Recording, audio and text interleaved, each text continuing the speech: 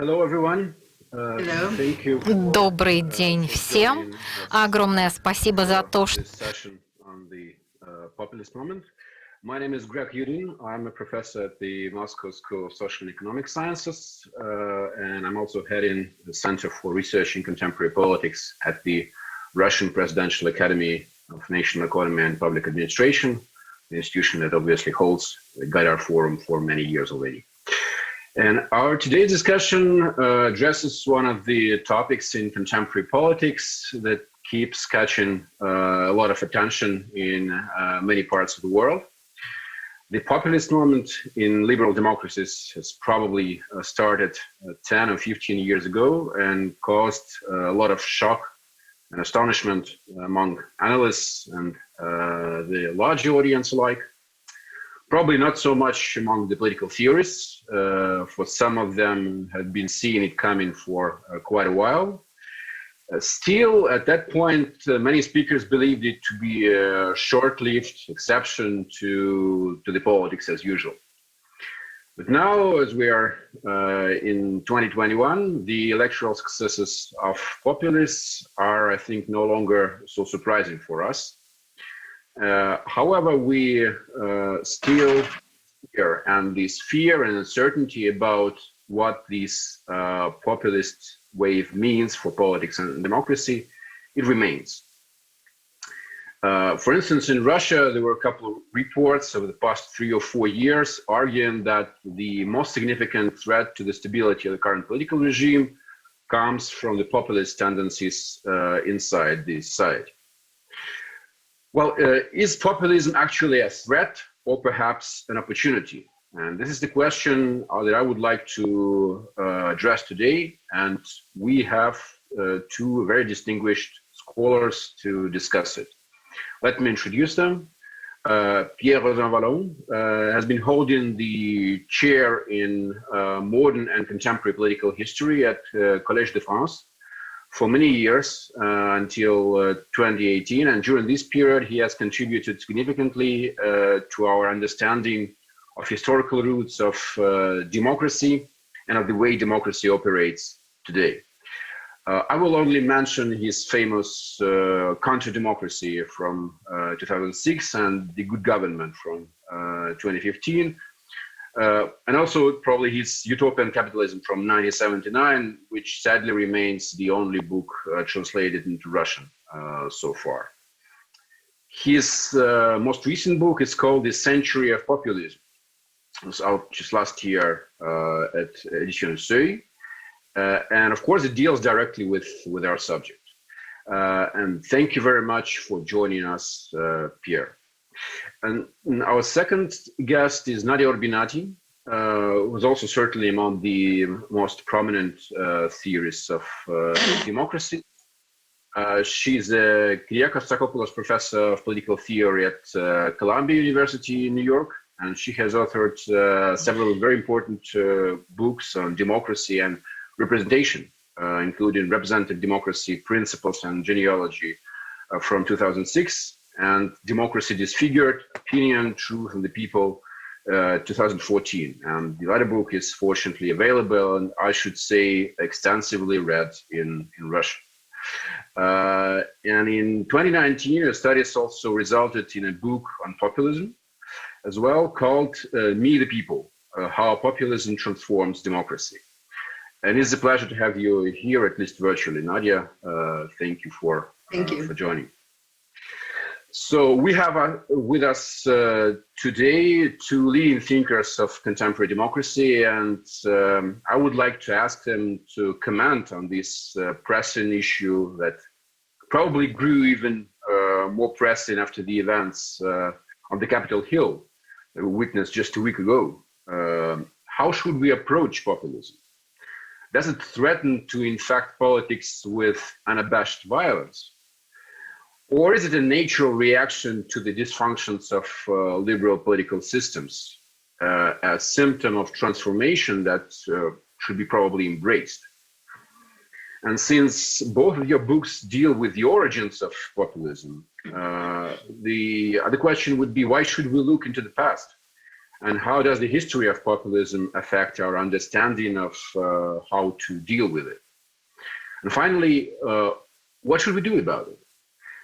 What is the pragmatic way to deal with populism so as to make democracy benefit from this populist moment? Those are the questions that I shall ask each of you to address in your open statements. And after these two statements, I will ask you to react to each other's talks a little bit. And finally, I will bring my own questions. Pierre, I suggest you to start. The floor is yours. Thanks again for being with us. It's a great honor for us. Thank you for your invitation. It's also a pleasure to have this discussion with Nadia. And I would like to start. The problem, if you consider populism, before saying if it is a threat or an opportunity, we have to define populism, because populism is one word for so many different realities, so many different people, how to deal with a word, including at the same time Trump and Chavez, Jean-Luc Mélenchon and Marine Le Pen, Viktor Orban and Duterte in Filipinas. And also there are so many different traditions coming with populism. For instance, in the US, populism in the recent populism, not the 19th century populism, but today's populism is very, very strongly connected with religious movement, much more with social movement. When in Latin America, populism was related to social movement very clearly. And in some cases, it was left-wing movement. And in other cases, in Western Europe mainly, populism comes from extreme right movement. Because for a very long time, we had not the word populism in Europe. The word populism has been used for only, let's say, 10 years from now. Before, we spoke of extreme wing movement in the Netherlands, in France, in Germany, in Italy. And today we have one word with so many definitions, possible definition, with so many different leaders. I think that those differences are coming from the history of each populism in every country. But if we look at a populist government, we see that in fact there are many common elements. And I would defend the idea that populism is probably a weak word, but that we have at the same time very strong elements of a common political theory. What are those common elements that makes populism not only, let's say, an atmosphere, but populism has a very strong and articulated political proposition? I think that to understand populism, we have to start that populism comes from the defects of democracy. Populism has an history related to the inachievements of democracy in terms of sovereignty, in terms of representation, in terms of government. And how could we define populism as a political proposition, populism as a very strong and articulated political ideology? I will say that there are 5 elements. The first element is a certain theory of democracy. Democracy has 2 very different definitions. You can define democracy from a procedural point of view. Democracy as a regime of legitimation of the power through elections. But there are also larger definitions of democracy. Democracy as a rule of law. Democracy also as the independence of the judiciary. Democracy also as elements of independent authorities. And from this point of view, there is a very strong view on democracy from the populist point of view. Populism defines democracy only from the electoral point of view, and not from a definition including the rule of law, the independence of the judiciary, complete freedom of the press, and this distinction between electoral democracy and I would say broad democracy is something very essential, because populism has to be understood within the field of democracy. It's not only a threat, it's a certain kind of definition of democracy. And from this point of view, I consider that the definition of populism as illiberal democracy is not really a good definition, because illiberal, certainly populism is illiberal everywhere, but in different conditions. But populism defends the point of view that liberal democracy is a problematic democracy, that liberal democracy is not true democracy. So to criticize populism from the point of view of its illiberalism is not a good way to proceed. We must consider populism as a certain kind of definition of democracy, and to criticize populism from the point of view of what democracy should be. And for instance, liberalism is not a supplement to democracy. If we should speak of liberalism in terms of freedom of the press, for instance, it's not something added to a democracy. It's not a supplement of democracy. It's an element of democracy, because freedom of the press is something including the possibility to have a free deliberation, and that democracy is also deliberation. And it's not only the legitimation through the election. So discussing populism, we have this third element, a certain kind of definition of democracy. And if we want to discuss populism, we have to discuss populism within a theory of democracy. The second element of populism is a definition of the people. Who is the people? The people is the center of democracy, but it's very difficult to define who is the people. Is the people only the voters? Is the people the present people, or also the future generation? Is the people every individual within the city, whatever may be his age? And from this point of view, there is a very specific definition of the people for populist leaders. They consider the people with a moral dimension. The people is not only the population to them. The people is the real people. And the real people, according to that definition, are the people following their view and their politics. And this moral consideration of the people makes apparently clear the definition of the people. When the problem of democracy is to know permanently who is really the people and how to represent a people that is not clearly defined. In the time of the French Revolution, it was easy to define the people because it was an archaic society with all orders, with corporation. So when Mirabeau said a good representation is to organize a kind of smaller nation as a parliament, a smaller nation as a parliament, it was easy to represent it because you have the corporation, you have the villages, you have the orders. But today, when the people is a very large population, unorganized in some way, inorganic, you have to build the people.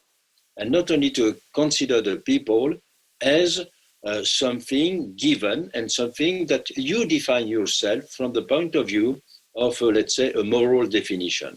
Because at the end, populism always makes a difference between real people and fake people, good people and bad people.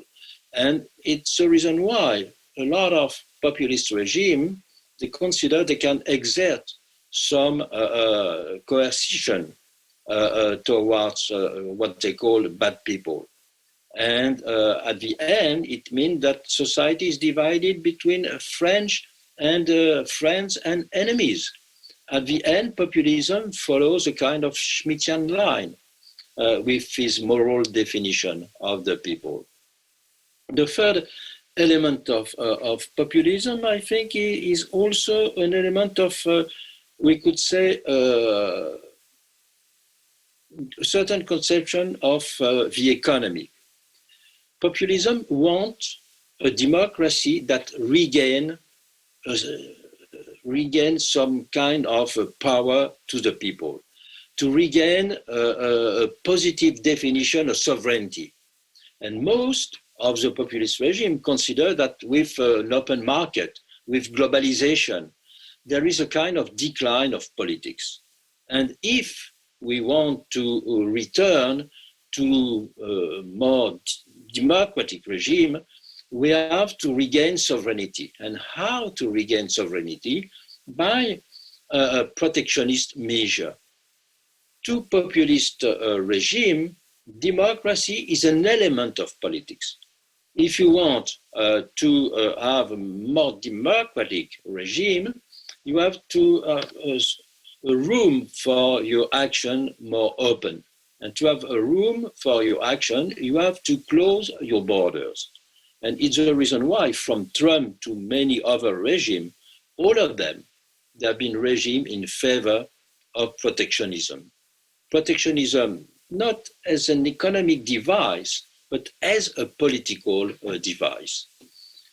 The fourth element of populism, I would say, is a relation to emotions. We see in our society today that societies are not only governed by interest, that societies are also governed by emotions, by passions. And populist regimes have very well understood this point of view. And the best proof is when you look at in the US, all the electors of Trump, they are part of them at least, they are relatively deprived people, or even not completely poor people. But they vote for rich people. Why? Because to them, the economic question is secondary. Is second to elements of a religious vision, visions concerning social values, concerning sexual preferences, concerning a lot of elements that are not elements belonging to the social vision of social classes, let's say. Populism is not based on social classes, but on a kind of emotions that are beyond the separation between social classes. And there is a last element defining populism, that is a specific relation to a leader. The leader, the role of democracy is to build a kind of representative government. That means the people could exist through representatives. But this kind of representation is always something difficult to organize. And populism say we have an answer to this definition, to this lacking definition of representation. And our definition is incarnation. A populist leader doesn't need an assembly, doesn't need a parliament. He's himself. He embodied in some way. He's the incarnation of the people. One of the first definitions of his vision of incarnation was, of course, comes from the time of royalty, when the king or the queen was the embodiment of the nation. And today, in some ways, somebody like Trump says, well, I am your real representative, much more than representative in the parliament. And those elements, you can see most of them, you can see that there are, in whatever maybe the huge differences between populist movements and populist regimes, for five elements that are present in every case. One last element, I say, regards the evolutions of regimes. We have not only to consider the basis, the basic foundation, but also the evolution of those regimes, and most of them have one point in common, in that they want to go beyond the limits of political terms. In Latin America, in many cases, you had some specific votes to make possible to remain into power for a very long time. It was also, I think, a recent discussion in Russia.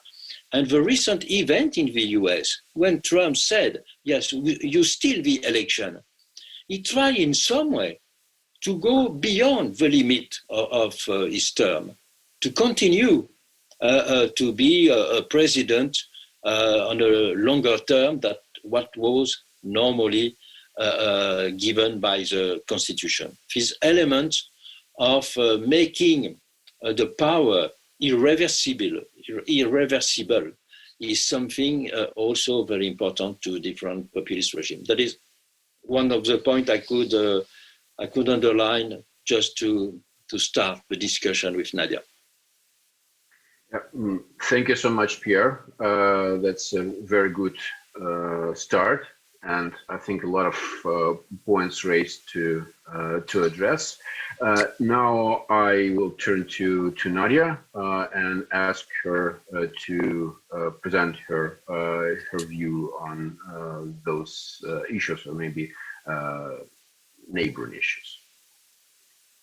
Okay, thank you, Greg, and everybody, and Pierre for this introduction, which is practically overlapping with what I also argue in my book and articles. So I practically the 6 points or the 6 elements Pierre Rosanvallon proposed just now are all of them part of the broad definition of the populist moment in relation to contemporary democracy.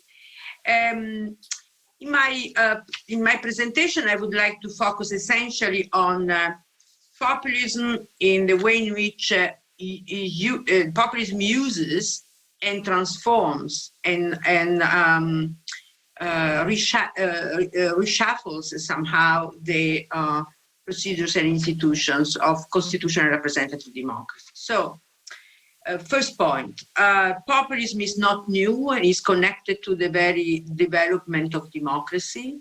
So somehow there are different moments of populism because there have been different moments in the evolution of the regime we call it today democracy, which was a long story, as Rosanvallon has showed in his previous books, and has to do with the evolution of the electorate from a small to an inclusive large population of electors. It has to do with the evolution of parties, which were initially in the 19th century definitely only parliamentary parties, to become then organized party in the society, mass parties or the sorts. It was a change in the way of applying on organizing democracy within the institutions in relation to separation between political decision-making institutions from other non-electorally legitimate institutions that makes decision very important in domains that wants to be neutral and autonomous from the political sphere, which is an object of contestation in populism very much, which is a process, in this case, a process of hyper-politicization of all the domains and aspects of political decision-making inside of the state. So democracy in this case means really total politicization of the entire issues and problems and decision internally to a democracy. Now, what is new today is that not only populism is no longer the the specific phenomenon connected to Latin America, which was the founding land of populism. We may refer to Perón as the coiner of many terminology used within populism today, even incarnation, which is an expression used many times. Even the idea of direct representation, which is an expression he used in the 40s and the 50s. So the question is that today, Latin America is everywhere, somehow, we may say so. And this is the reason why we should study this phenomenon. Another important question to be considered is that, and this is relative to Europe, is that in Europe in particular, populism emerged along with the stabilization or the expansion, in fact, of the European Union. The first important book that we recollect concerning populism in Europe is this collection of essays by Yves Meny, which the date is 2000, and it was a very interesting book because, contrary to previous books or studies in which Europe was practically absent, in the big conference, important international conference organized by Berlin and Hofstetter in the London School in 1967, practically Europe was absent. Europe was history, was Russia in the 19th century, was some form of quasi-fascism at the beginning of the 20th century, and then Europe disappeared. And the same of America disappeared after the movement of the People's Party of the late 19th century. But in 2000, instead, in this important collection of essays by Meny and Sorel, populism is everywhere in Europe. Still there was populism in 2000. In relation to what? In relation to erosion of sovereignty by nation states, and the expansion of a bureaucratic European Union. Somehow, in Europe, populism was connected to sovereignty, indeed, as an attempt to achieve or reclaim sovereignty against an entity, supranational entity, which was not truly political, not truly democratic, but certainly capable of conditioning the decision-making at the democratic national level. So 2000, according to them, was an important turning point. Why? And I like to start from here. It was also an important starting point because it was connected to, and is connected today to, a transformation internal to representative democracy. I don't know how this transformation is going to develop in the future. Pierre Rosanvallon spoke as the last element, this evolution of regime. Also, representative government, representative democracy is an evolution regime. And this evolution brought us, before populism became so prominent, to a version of democracy, or constitutional democracy, that was based on pluriparty, different political parties, and the concept, the application and conception of representation that was based on parties that was kind of intermediation between the citizens and the states, and none of them claiming to speak in the name of the people. No parties in a party democracy speaks in the name of the people. So they presume that the people is made of a plurality of interests, of a plurality of loyalties also, of a plurality of parties. What populism does is precisely to criticize this fragmentation of the people into plurality, And one of the arguments made by Laclau was precisely that this pluriparty strategy is a way of weakening the people instead of giving the people more power. Thus, populists today, with also the crisis of parties, I don't like this word crisis, but transformation of parties from organized parties into only institutional parties. Now today we have parties inside of parliaments and the governments and institutions, but no longer as organized parties, capable of articulating narratives, participations in citizens, and so on and so forth. They are simply instruments for selecting political officials and representatives. Now, exactly for this reason, the division of parties, the articulation of many parties is felt by populists and populist leaders as a way of weakening the people. So the attack or the criticism against party pluralism. Thirdly, another important aspect to be considered in this new populism, the populism of today, after 2000, 21st century populism, if you want to say so, is the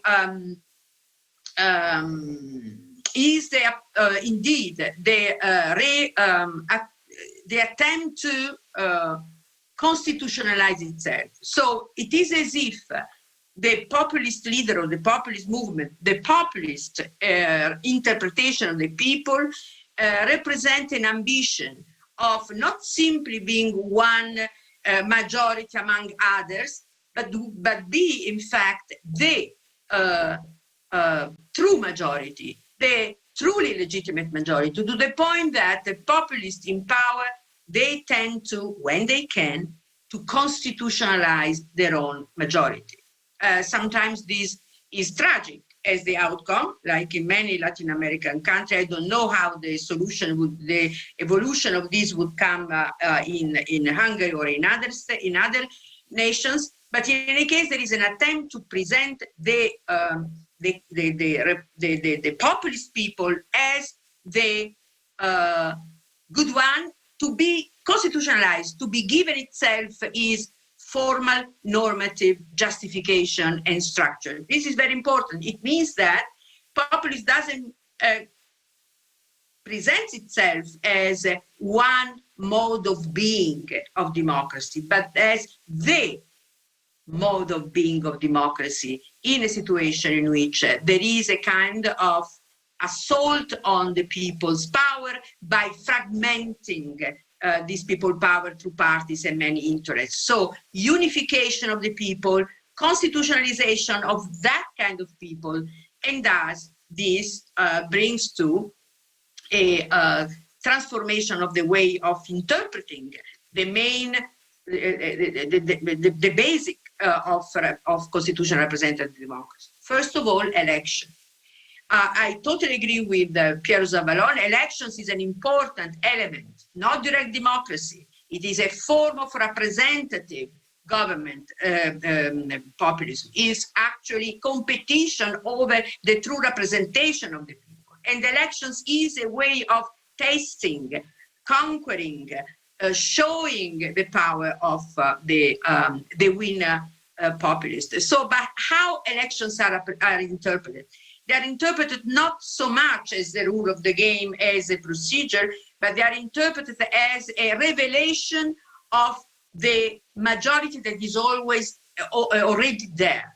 When Trump made his inaugural speech in 2017, he was adamant in saying that, yes, before today, before us, other majorities came to govern, other presidents came and they were elected, like in a legitimate way does, but this majority and this electoral majority is different from the previous one, because in this case it's not the election conquered by or won by a party, but is election won by the people.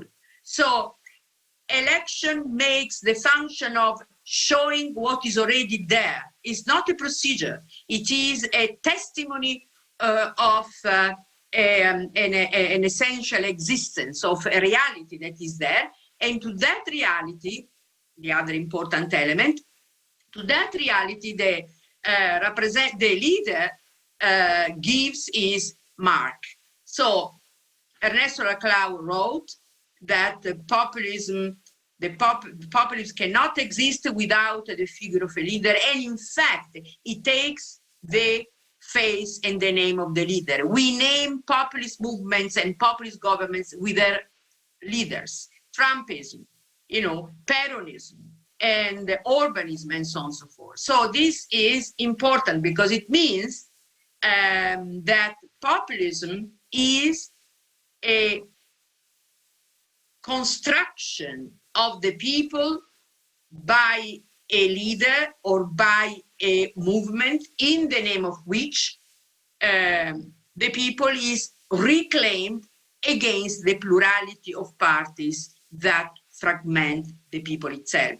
So election as acclamation of the leader, a la Schmidt, representation as embodiment or incarnation, thus without any problem of accountability. You cannot have an accountability argument when you assume that representation is embodiment, because what connects the people with the leader is faith and full adhesion without any distance that implies or allows for accountability. The populist leader is not an object or a subject of accountability. It is what it is and must be an object of faith and unification. So this is very important because it changes the character of democracy, of representative democracy, with this directness, with this direct relation between the people and his leader, without intermediation, without infrastructures in the between.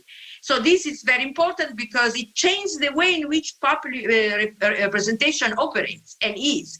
Because it's true that the embodiment in the king, the embodiment, even the president of our republic in Italy is the embodiment of the nation, but it is an embodiment as a symbolic with no power of decision making, so-called in the of lawmaking in this case. But in the case of the embodiment that the populist leader proposes itself with, it is the people itself that make his own decisions through him. So finally, then, I would like to come to an end with this. The idea of democracy that this populist trajectory brings about, it is an idea of democracy in which the people, that part of the people that a leader represents against another, because it's true that there is always the definition of the people in relation to or against another part that is not declared a people, is a kind of dualism very known within the Republican tradition, the few and the many, and so on and so forth. So, but in any case, it is in making this unification of the people and the claim of the people and representing the people, what is important to consider in all this is that democracy is reinterpreted in a very partial, militantly partial way. Democracy is the majority and the power of the majority. And the majority is the good one because we see and we saw that is represented by the people in his own symbolic leader. And thus, what we call institutional impartiality or the rule of law or the distance between political decision and the institutional frame that the political decisions are included into is blurred. Decisions and institutions are ones. So I would say that democracy is, in this case, an interpretation of possession of power, possessions of the institutions for making the power of those who are in power, which are the good democratic empowerment, though the only actually legitimate people to present itself as a people. So strong partiality and in fact a way of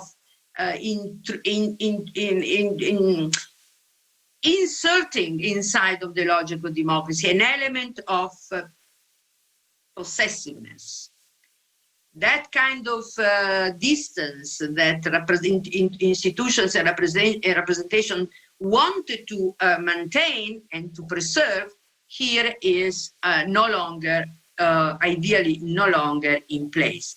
Now, is this a form of democracy or not? Of course it is. I agree with fully with Pierre Rosanvallon. It is a possible evolution of democracy, and I also agree with him in questioning the liberal democracy ideology, because it's a very problematic, to say the least, interpretation, as if liberty were on the side of liberalism and democracy meant only kratos and power and majority, whereas we know that in order to create a majority you need an opposition, and democracy is a form of political freedom to compete, to claim and disclaim, to oppose and propose. You need liberty of the press, liberty of association in order to practice democracy. So that liberal/democracy doesn't help us. Populism is part of the interpretation of democracy, but not so much in relation to this liberal/democracy, in relation to the people, in relation to election, in relation to majority, in relation to representation. That is, in relation to the four pillars upon which modern democracy rely upon. And we can, and I finish here, we can figure out whether these changes or transformation in the rendering of these pillars of the four foundations of democracy, if this political or populist transformation is going to stay, is the sign of important transformations, and eventually what to do. So, but this is another moment of our discussion, perhaps. Thank you so much, Nadia. A wonderful exposition, a lot of important topics. Now I'd like to ask Pierre to react briefly to Nadia's comments. Probably you would like to address the issue of elections, because you've written so much on the history of elections and how democracy got electoralized. And now it seems as if elections take a somewhat ambivalent place in democracy, because on the one hand we would like them to stay, but on the other hand we can see how the elections, as Nadia pointed out, can be kidnapped or hijacked by the populists, with this electoralist view of democracy behind the populist project. Pierre, please. Yes, I just could make three very brief comments on Nadia. The first, she is very right saying that in Europe, in Western Europe, the critique of European institutions has been central in the development of populism. That's very clear, because the election, the Maastricht moment, and also the moment of the election for the European Constitution there have been two key moments in the structuration of populism in Europe that is very clear.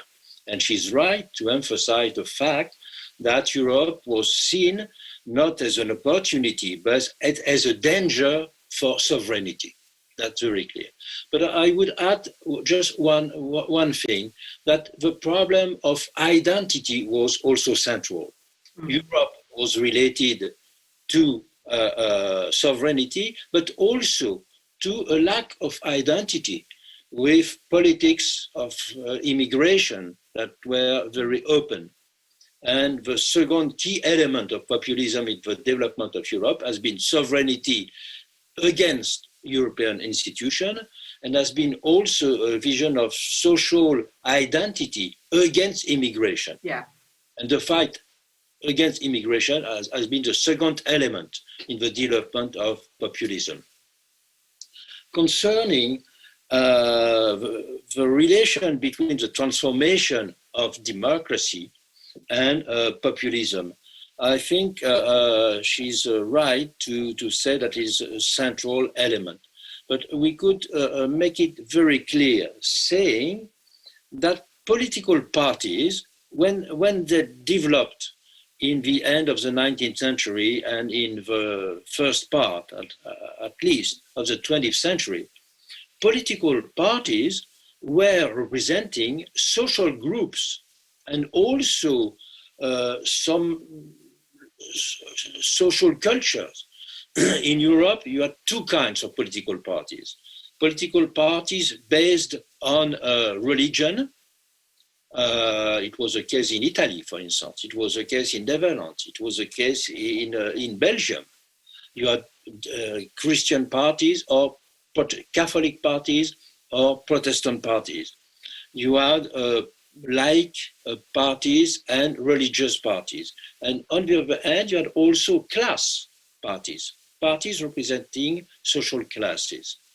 But the transformation of society has made that the separation and the identity of social classes has become weaker. And I think the destruction of the system of political parties not only comes from mechanical elements, but it comes from the transformation of society itself. Society was no longer organized along the lines of social classes, or at least there are always some distinctions, some inequalities, of course, huge inequalities, but it's not the definition of social classes as group with a kind of cultural coherence also. When you were a member of a communist party, it was a social culture. It was at the same time a way of life. It was a group of association. It was you belong to a kind of living bodies. And that is the destruction of those elements of organization of societies through the political parties that explains the void. And populism proposed to answer to this kind of void. I would make a further very brief historical comment. Yes, populism has always been present in the sense that the elements of populism that we both try to develop, they have been present at some moments. Of course, there is a Latin American moment, but if you consider the French history, when you, for instance, even Napoleon the Great, he started with an election. And he started with an election. And Napoleon III, the nephew, he also started with an election. And he asked the people, do you want me as an emperor? And so, does it mean that empire is a democracy? Because he asked the people to say, do you like the empire? Do you want me as an emperor? As I said, yes. So if democracy is only defined through election, yes, the Second Empire in France was a democracy. And he had also a very interesting definition of democracy, of the freedom of the press, for instance. And I think that Orban has some way the same word than Napoleon III.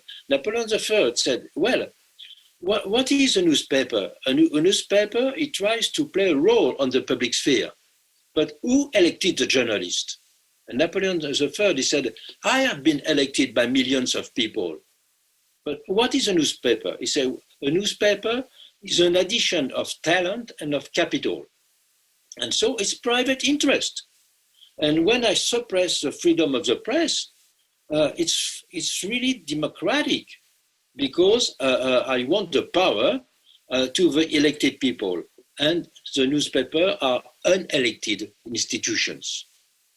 And you see this kind of elements we have in the history of democracies. We have elements showing that in some way the question of elements of populism has been present since the beginning, I could say. But the specificity of the present moment is that all those elements makes a clear system. Before, you had separated elements concerning representation, as Nadia showed, concerning embodiment, concerning the vision of independent institution. All those elements have existed in separate way. But today, they all have made of it a very strong and coherent system. That is what is new in the history of democracy. You had spare elements of populism existing since the beginning, but today they are a coherent and very developed system. Thank you, Pierre.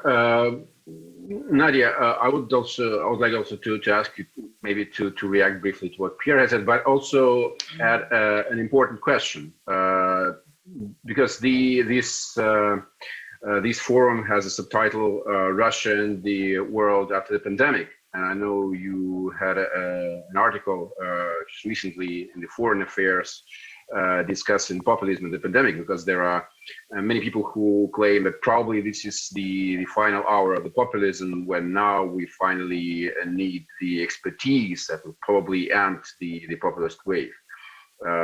While some others think that maybe the imminent recession will open new opportunities for populists. So I would also like you to address this pandemic issue in the context of populism. So before going there, I would like to continue or to make a specification concerning election, because Pierre mentioned the two Napoleons, and we can also mention Mussolini. But election is not a plebiscite. So a plebiscite, when in particular is a plebiscite that is promoted by the leader who wants to taste and to have the support of the people. This is not a referendum in this case, but a real plebiscite for me or not, and it's not the same perhaps of election. Election, at least as we are familiar with both in our constitutions and in our practices, they presume not to talk to the people and ask the people, tell us if you want A or B. It is a way of constructing alternatives or different options inside of the campaigns, and by canvassing, by constructing movements, and so on and so forth. So I would put populism on the side of plebiscite more than election. Also because election is more than a procedure for them, or so-called rule of the game. For them is really a way of tasting their strength, exactly like a plebiscitarist or a leader seeking for a plebiscite would do. Now, concerning also something important, like also to add on parties, and then I'll come back on parties.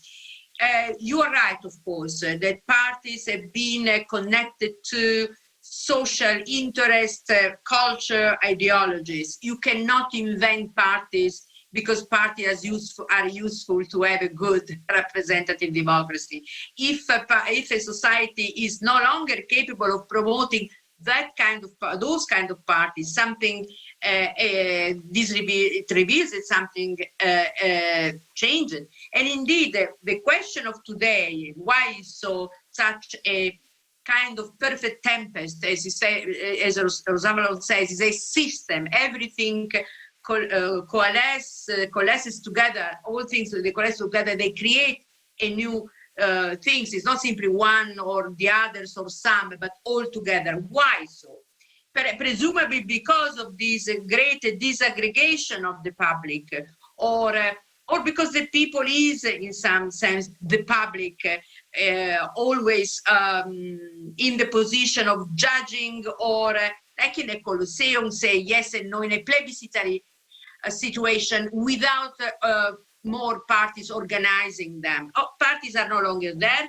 The people is a disaggregated entities that can be courted by a leader. If this is the case, and this is the question I like to pose also to Pierre, if this is the case, that parties were peculiar to a time in which now is no longer that similar time, then populism is here to stay.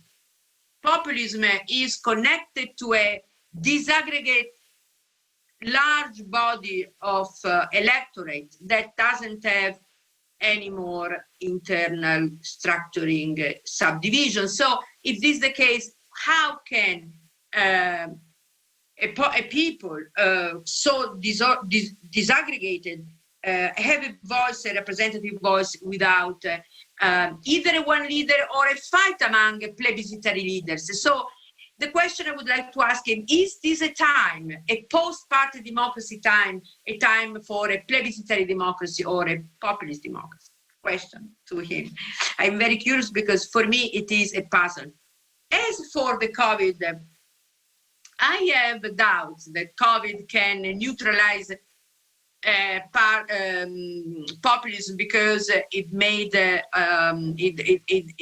a large presence of expertise and competence, thus deflating the partisan animosity that is peculiar to populism. I don't think so. Also because this COVID showed that even the experts are caught in the game of opinion. Since there is no, for a long period of time, for several months, the question of populism of COVID was a trial and error issue for many experts too. What is expertise in the dealing with this issue is an open question, and thus no expertise outside of the opinion-making climate. And moreover, many of them, at least in my country, but I can see that this is also happening in other countries, many of them, they participate in the game of opinion formations, one against the other one with different opinions. So in this case, populism doesn't, is not to suffer because of these expertise. And as for the outcome, the crisis of economic crisis, unemployment, the condition of poverty, in effect, they will show even more the misery of party politics and the misery of that important possibilities that would be a kind of social democratic strong hypothesis of interventions and solutions to social problems that I don't see them, at least not in Europe now. And in this case, who will be capable of giving a voice to dissatisfactions, to social distress? Perhaps populism is going to give this voice once again to those who are in despair or in suffering. So I don't think that COVID, both for expertise and after COVID solution, would take a populism away or deflate its power. Thank you, Nadia. Pierre, we have just actually very little time left. Just one word. Time for last short statement on your expectations. Yes, just one word to say that I do agree with Nadia, just to say that we are with us populism for a very long time. And we have to face populism for a very long time. Why? Because we can't return to the old organization of political parties. Exactly. We can't return to it. But we have to think, to rethink politics, not only through institutions, but through functionalities, political functionalities. How to reorganize social voice, how to reorganize deliberation, how to organize not only the voice of the people, but also the eye of the people. And I think it's through a redefinition of political functionalities that we have to restart, and not only returning to classical political parties. And so it's a very serious and very strong challenge, because it's not only two competing models. I think there should be at the end two competing models. But the problem is also that in many cases, at the end, the populisms turn to authoritarianism. And so that the possibility to criticize populism in some cases becomes even impossible. So it's the reason why it's very urgent, this kind of redefinition of democratic political functionalities. And in this direction, but there is a huge work to do. Well, thank you so much. I like the way we finish it with presenting a challenge that probably has to be tackled. Many thanks to both of you for participating. I really hope to have you in Moscow someday physically for a longer and even more productive discussion. And thanks to all of those who've been watching us for this session. Nadia, Urbinati, Pierre, Rosanvallon, thank you. Thank you. Goodbye, Bye. thank you too. Bye.